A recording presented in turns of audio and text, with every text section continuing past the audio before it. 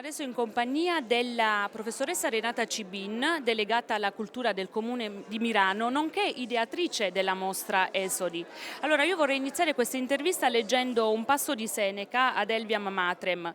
Un fatto è tuttavia chiaro, che niente è rimasto nello stesso luogo dove ha avuto origine.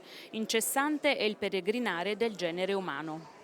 Ecco, partendo da questa consapevolezza, io, la nostra amministrazione, ha sempre avuto un atteggiamento critico e responsabile nei confronti delle migrazioni, perché siamo consapevoli che l'essere umano è migrante dal momento in cui è diventato tale essere umano.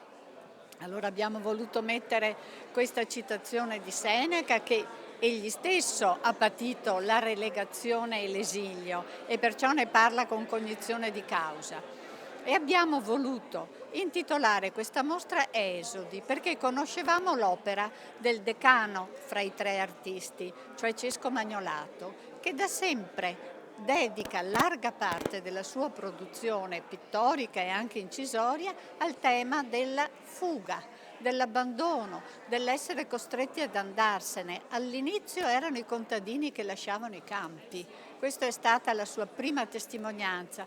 Purtroppo nel tempo questa situazione si è generalizzata e siamo di fronte a questo fenomeno che non dobbiamo considerare un'emergenza, dobbiamo considerare un fatto costitutivo della specie umana e quindi valutarlo con gli strumenti della ragione e della conoscenza. Per noi questo era lo scopo di questa mostra, oltre a riconoscere tre grandissimi artisti che non limitano la loro fama a livello locale, ma sono conosciuti a livello nazionale.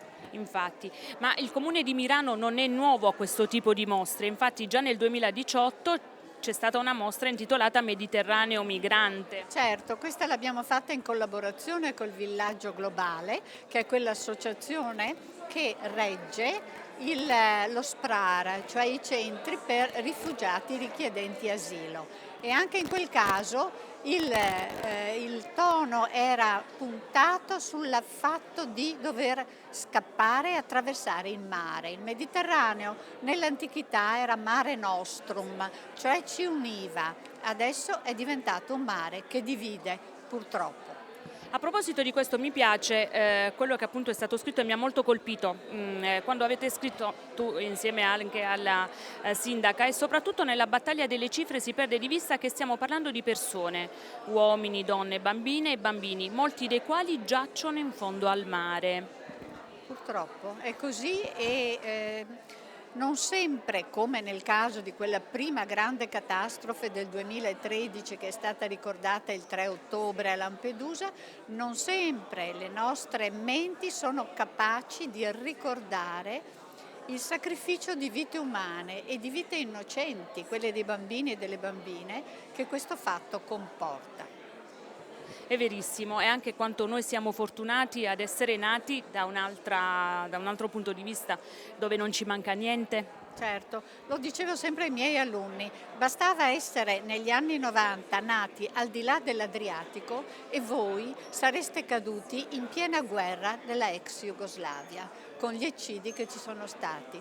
Perciò bisogna essere sempre grati della sorte che ci ha collocato in un posto anziché in un altro. Lo dice bene Malala, la ragazza che è stata sfregiata anni fa dai talebani e che poi ha ricevuto il premio Nobel per la pace. È solo una questione di fortuna, nascere in un luogo o in un altro. È verissimo. A proposito di questo, il Comune di Milano, dicevamo anche prima, ha tante cose, tanti progetti, è sempre ricco di nuove iniziative. Cosa potranno vedere o assistere i nostri amici di HTO prossimamente? Prossimamente, intanto questa mostra dura un mese, va avanti fino al 31 ottobre. Ho in programma per la giornata contro la violenza sulle donne, il 25 novembre, un'altra mostra di due fotografe che hanno girato l'India e l'Africa e che ci porteranno le testimonianze delle donne di questi mondi lontani. Allora, per tutti i nostri amici di HTO che vogliano avere maggiori informazioni su tutto ciò che accade nel comune di Mirano e quindi essere aggiornati. Basta andare sul sito e avranno tutte le informazioni che desiderano. Esce anche un calendario cartaceo, oltre che sul sito ogni mese. Grazie. Grazie.